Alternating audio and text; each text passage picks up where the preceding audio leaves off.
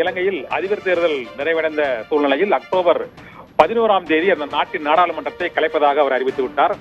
அங்கு அதிபராக தேர்ந்தெடுக்கப்பட்ட தேசிய மக்கள் சக்தி கட்சியின் தலைவர் அனுரகுமார திசநாயக்கா அவரையும் சேர்த்து 4 எம்பிக்கள் மட்டுமே அவரது கட்சிக்கு இருந்த சூழ்நிலையில் நாடாளுமன்றத்தை கலைத்து நடைபெறக்கூடிய இந்த தேர்தல் மிகுந்த சவால் மிக்க தேர்தலாக கருதப்படுகிறது. இந்த தேர்தலில் தேசிய மக்கள் சக்திக்கு கடும் போட்டியாக சஜித் பிரேமதாசவின் இந்த ஐக்கிய மக்கள் சக்தி கட்சி இருக்கிறது. அது தவிர நமல் ராஜபக்சவின் ஸ்ரீலங்கா பொதுஜன பிரமுனா கட்சியும் களத்தில் நிற்கிறது. ஸ்ரீலங்கா பொதுஜன பிரமுனாவும் ரணில் விக்ரமசிங்கேயும் மற்றும் உள்ளிட்டோர் கூட்டணி அமைத்து போட்டியிட்டிருந்தாலோ அல்லது சஜித் பிரேமதாசவுடன் ரணில் விக்ரமசிங்கே கூட்டணி அமைத்து போட்டியிட்டிருந்தால் கடுமையான போட்டியாக இருக்கும் என கருதப்பட்ட நிலையில் இப்போது தேசிய மக்கள் சக்தி அந்த அறுதி பெரும்பான்மைக்கு தேவையான அவர்களுக்கு 113 நாடாளுமன்ற உறுப்பினர்களை வெற்றி பெற்றால்தான் அந்த இலங்கையில் புதிய திட்டங்கள் மற்றும் சட்டங்களை நிறைவேற்றுவதற்கு வசதியாக இருக்கும்.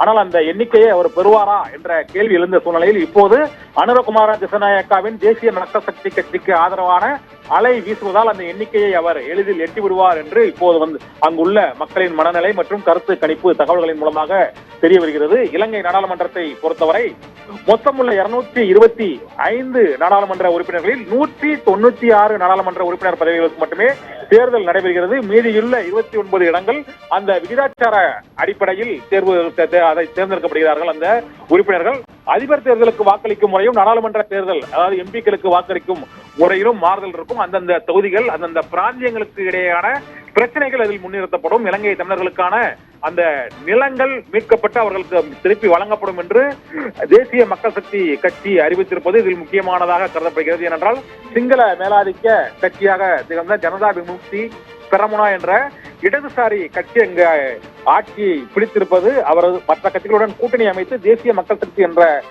கூட்டணி என்ற பெயரில் அனுரகுமார திசநாயக்க இந்த தேர்தலில் களம் இறங்கி இருப்பதால் அவர் அதிக இடங்களில் அதாவது 113 இடங்களை தாண்டி வெற்றி பெறுவதற்கான வாய்ப்புகள் இருக்கிறது. நாளை காலை 7 மணி முதல் 4 மணி வரை இந்த வாக்குப்பதிவு நடைபெற உள்ள சூழ்நிலையில் இந்த மக்களின் வாக்குகள் எவ்வாறு இருக்கும் என்ற எதிர்பார்ப்பு இலங்கை முழுவதும் மட்டுமல்ல அண்டை நாடான இந்தியாவிலும் மற்ற நாடுகளிலும் மிகுந்த ஆர்வத்தை எழுப்பியிருக்கிறது.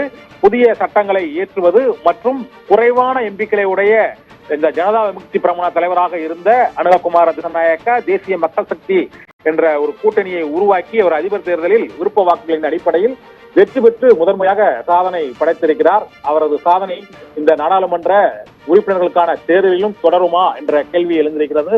இந்த தேர்தலில் தமிழர்களின் கூட்டணி கட்சிகள் ஒரு 20 எம்பிக்களை பெறுவதற்கான வாய்ப்புகள் இருப்பதாகவும் தற்போதுள்ள அந்த கணிப்புகள் மூலமாக தெரிய வருகிறது. தமிழர்களின் பிரச்சனை மற்றும் மலையக தமிழர்களின் பிராந்தியங்கள் ஆகியவற்றில் அந்தந்த தமிழர்கள் சார்ந்த கூட்டணி கட்சிகளின் எம்பிக்கள் போட்டியிடுகிறார்கள். அவர்களுக்கும் அந்த தமிழர் பிரச்சனைக்கு நீண்ட காலமாக தீர்வு ஏற்படாத சூழ்நிலையில் அவர்களது குறைந்தபட்ச கோரிக்கைகளையாவது நிறைவேற்றக்கூடிய அந்த வலிமையை நாடாளுமன்றத்தில் உணர்த்துவதற்காக தமிழர் கட்சிகளின் கூட்டணி கட்சி எம்பிக்களும் அதற்கான பிரச்சாரத்தில் ஈடுபட்டு இருக்கிறார்கள். இதனால் தமிழர் கூட்டணி கட்சிகளைச் சேர்ந்த ஒரு 20க்கும் மேற்பட்ட எம்பிக்கள் வெற்றி பெறுவார்கள் என்று எதிர்பார்க்கப்படுகிறது.